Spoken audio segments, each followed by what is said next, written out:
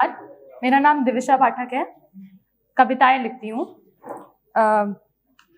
अभी अभी जैसे हम न्यूज़ में सुन रहे हैं कि कोविड फिर से वापस आ रहा है और बड़ा ही खराब समय हमने देखा है इसके पहले भी 2-3 साल।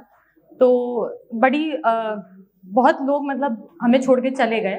तो ऐसे ही हमारे करीबी थे और बड़ी कम उम्र में वो चले गए। बहुत अचानक से हमारे पास खबर आई और हम लोग फैमिली फ्रेंड्स थे, पूरी फैमिली।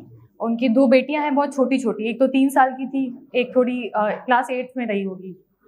तो उस समय मेरे भाई ने बड़ा मासूम सा सवाल पूछा मेरी माँ से कि मम्मी, जब ये लोग बड़े हो जाएंगे और आंटी अकेले इनकी शादी कर रही होंगी या जो भी जिम्मेदारियां होती हैं पेरेंट्स की, दोनों पेरेंट्स की, वो अकेले निभा रही होंगी, तो उनको कैसा फील हो रहा होगा उस वक्त अंकल नहीं रहे। तो उस वक्त 4 लाइनें मैंने लिखी थी, तो वो आपके सामने पेश करूँगी। बात कुछ और होती, बात कुछ और होती, कलियां वो जो आंगन में खिली थी फूल बन गई हैं अब। कलियां वो जो आंगन में खिली थी फूल बन गई हैं अब। मैं हूं उनकी महक से वाकिफ, किस्मत ये मेरी गर तेरी भी होती, बात कुछ और होती, बात कुछ और ही होती।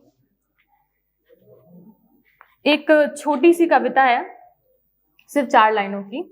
मिट्टी से उत्पन्न हुआ तू मिट्टी में ही मिल जाएगा, मिट्टी से उत्पन्न हुआ तू मिट्टी में ही मिल जाएगा। त्याग अहंकार के नशे को मधुर करुणा तू दर्शाएगा। संसार सारा हो मगन गुणगान तेरे गाएगा। जब मिट्टी से उत्पन्न हुआ तू मिट्टी में मिल जाएगा।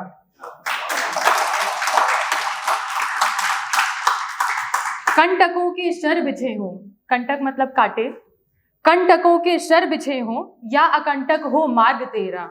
कंटकों के शर बिछे हों या अकंटक हो मार्ग तेरा। पार कर जो विघ्नों को विजय ध्वज तू लहराएगा। संसार सारा हो विवश सक्षम तुझे ठहराएगा। जब मिट्टी से उत्पन्न हुआ तू मिट्टी में ही मिल जाएगा।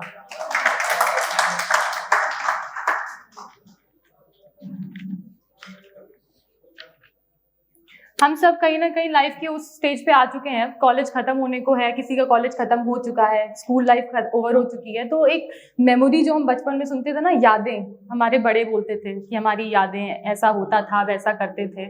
तो मेमोरी पे एक छोटी सी कविता है जो जिसका थोड़ा बहुत मतलब अंश मैंने अपने ही फैमिली से लिया है, अपने ननिहाल से। तो मेरी जो नानी है उन्हें हम लोग अम्मा कहते हैं और मेरे नाना जी जो थे उन्हें हम बाबूजी कह के बुलाते थे। मेरी नानी की एक आदत थी, वो डली तंबाकू बहुत खाती थी। सरौते से डली को काट के, सरौता अभी भी रखा है हमारे यहाँ, और उनको बड़ा रोका जाता था कि ये बड़ी गलत चीज़ है, मत खाओ अम्मा। तो कहती थी कि तुम्हारे बाबूजी ने मुझे आदत डाली है, अब मैं खाऊंगी। और बाबूजी को मेरे शुगर था, अभी वो नहीं है हमारे बीच। तो एक कविता लिखी है जो उन्हीं के मेमोरी से स्टार्ट होती है और कविता का नाम है स्मृति। अम्मा की अलमारी खोली, नजरें डली और सरौता ढूंढने लगी। अम्मा की अलमारी खोली, नजरें डली और सरौता ढूंढने लगी। टेबल पर रखी मिठाइयाँ ढक दी बाबूजी की नजरों से बचाने को।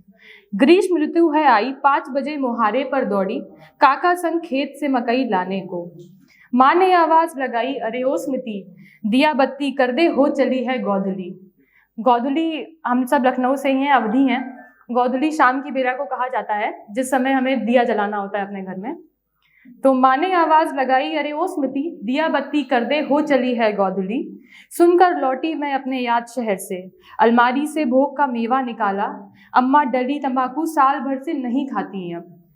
मिठाइयाँ ढकना व्यर्थ है सबका, बाबूजी कुछ भी खाने को ना आएंगे अब।